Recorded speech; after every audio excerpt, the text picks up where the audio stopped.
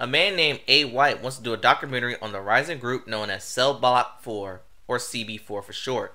Members included MC Gusto, Dead Mike, and Stabmaster Arson. During this documentary, they're shown several celebrities on their opinions on the group like Ice-T and Cube, Halle Berry, Flavor Flav, A Young Shaq, Eazy-E, and the Butthole Surfers. They're also shown Virgil Robinson, a politician from Sacramento who dislikes rap music. The documentary is incomplete as he needs to get more inside scoop of the members. Dead Mike refuses as he wants a brother to do it. And why do we hire this other man instead of the brother man? Because the other man is much cheaper than the brother man. Stabmaster Arson also turns it down, but MC Gusto lets White chill with him. Back in the office, Trust Us Jones gets a mysterious threat from an unknown person. Yeah, you can trust you're gonna be dead soon, you know? And guess who's next? CB4, the ghost. That unknown person then follows MC Gusto. The man and the henchman then shoots up Gusto, White, and the Jeep. And while this is happening, White is having the time of his life, experiencing his first and probably only drive-by. First drive-by. Fortunately, Gusto loses them as he's entered typical LA traffic. He tells White he doesn't know anything about CB4, so he kills time by telling their story. You got lots of tape? Good. Because I'm going to let you in on something. Okay, that's fine, but if you can keep it tight, because I do the narration. Before we begin, if you want to see music bios or more good videos like this, hit the subscribe button. Also, I've started a Patreon account. On here you get more copyrighted material and they'll be uploaded 48 hours prior to YouTube. If you want to support or visit, link is in the description. And without further ado, on to our feature presentation.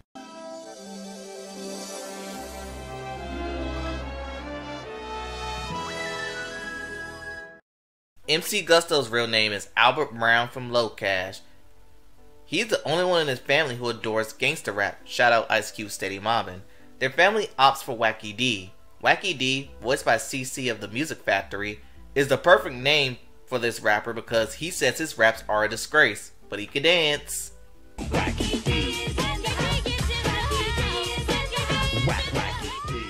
We then meet Stabmaster Arson, real name Otis. Otis grows up with nothing but sisters, the only man in his family. And then there's Dead Mike, real name Euripides Small, who works odd jobs to provide for his family, which includes working for a sus phone company. They then have a Wayne's World moment, but instead of Bohemian Rhapsody, we get King of Rock by Run DMC.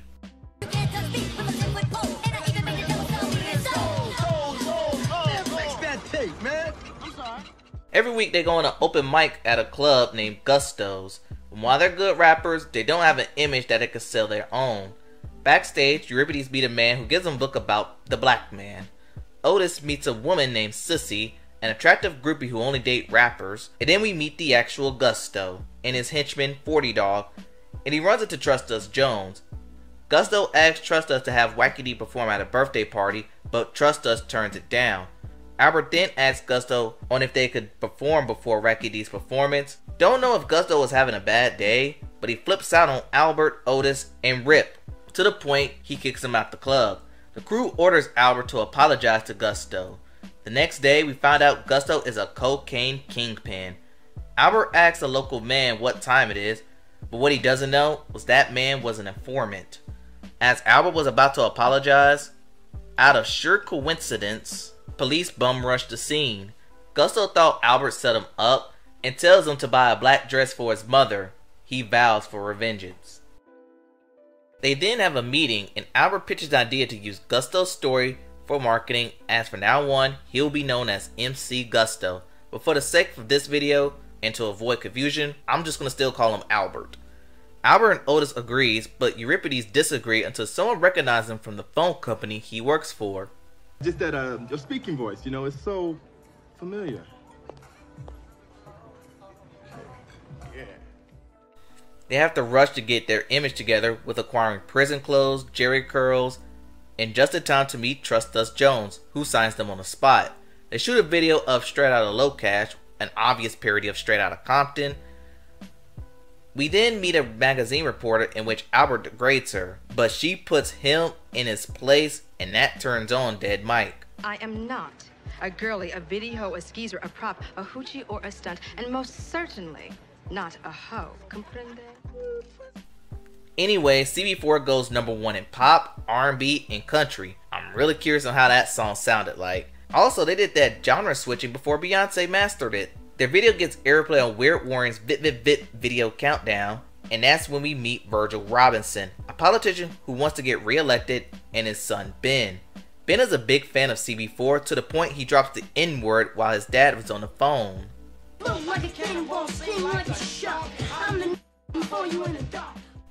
Seeing this, Virgil gets an idea. But Gusto watches from prison, and he is not happy that CB4, Albert in particular, took his stilo to the point where he calls Albert on Weird Warren to the point it shakes him. If you set someone up for the police, then stole his name, didn't even say excuse me, wouldn't you expect the engine party to bust out of jail, hunt you down, and bitch you like the dog that you are? Have come home to roost. After this, Gusto breaks out of jail to get back on CB4. Changes are taking place with the group. Otis, now known as Stab Master Arson, is the one who loving all on the girlies. Dead Mike is now woke on being black, and Albert's girlfriend noticed the 180 Albert took and disapproves. In Sacramento, Virgil's giving a rally speech denouncing rap music, but he says something very concerning during the beginning of his speech. Castle in a world of demons and dragons. Since the mysterious death of my wife.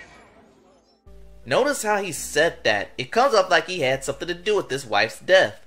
CB4 ends up interrupting his speech as Ben chases off after the bus.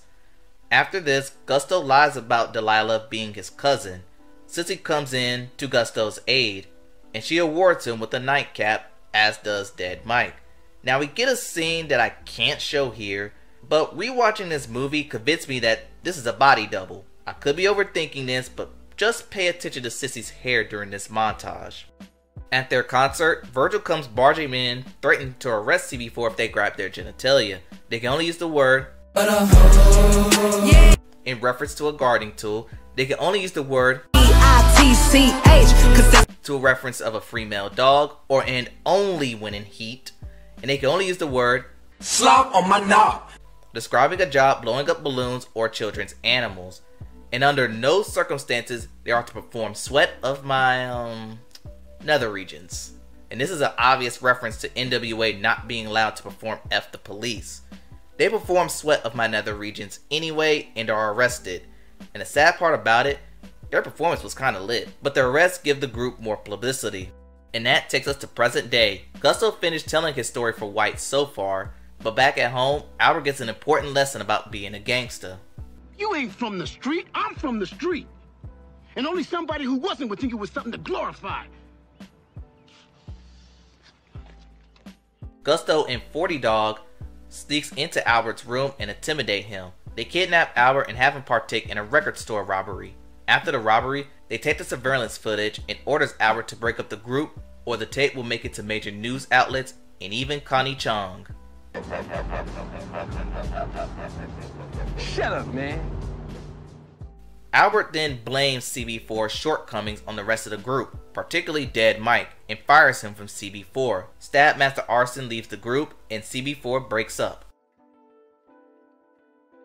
Dead Mike embarks on a solo career and he drops a song fitting for the Juneteenth holiday. I'm black, y'all, and I'm black, y'all, and I'm blacker than black, and I'm black, y'all.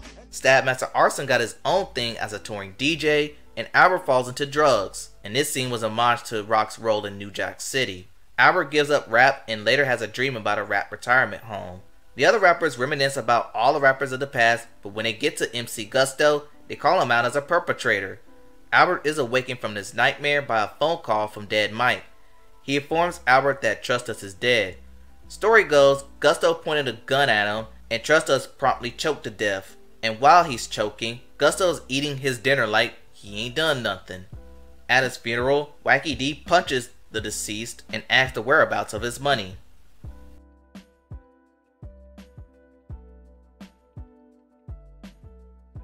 After the funeral, Albert apologizes and blames Gusto's intimidation on the group's breakup. They forgive him, but before they can fully reunite, they need to put Gusto away for good. And they decide to use Sissy as bait, as Gusto has been taking a liking to her. After Sissy teases him, she and Albert switches places, the plan works, and Gusto is put away for a barrage of crimes. After this, we get a highly sus moment between Albert and Stabmaster Austin.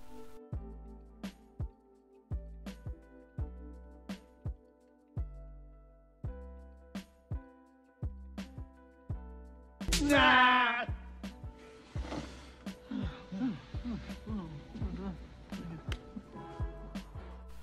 CB4 reunites, Albert concedes that he's not a gangster, and they all live happily ever after. That is until years later when Albert clowned the wrong rapper's wife. Oh, wow!